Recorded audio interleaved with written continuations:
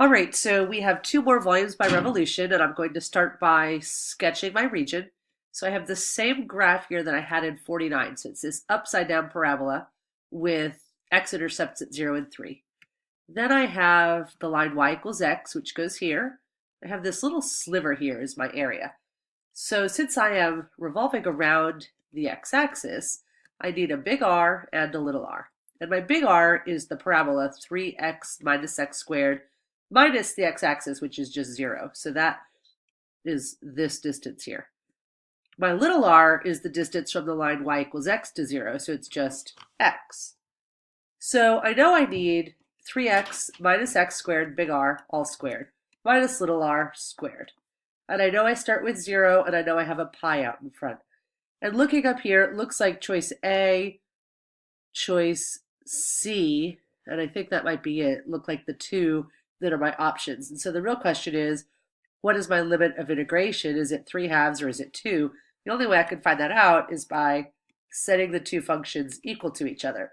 So when does 3x minus x squared equal x? So I have 2x minus x squared equals 0.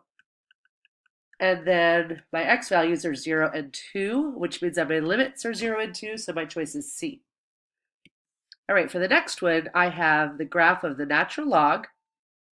I have the x-axis, which is y equals 0.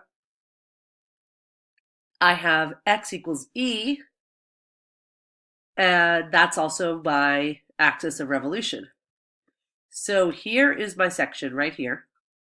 My limits of integration, well, actually, I was going to tell you limits of integration with respect to the x-axis, but this guy's going around a vertical line, so I need a dy, which means A and C are not the answers.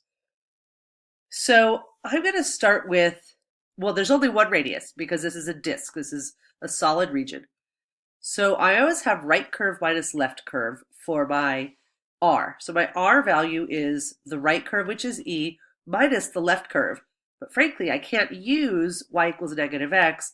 I actually have to rewrite it as x equals negative y. And I just did that by exponentiating both sides and crossing off the e to the ln. I need the function in terms of y because I've got a revolution around a vertical line. So I have e minus e to the y is my r value. So I have pi, and then I have e minus e to the y all squared dy, and then I just need my limits of integration. My lower limit of integration is 0 right here.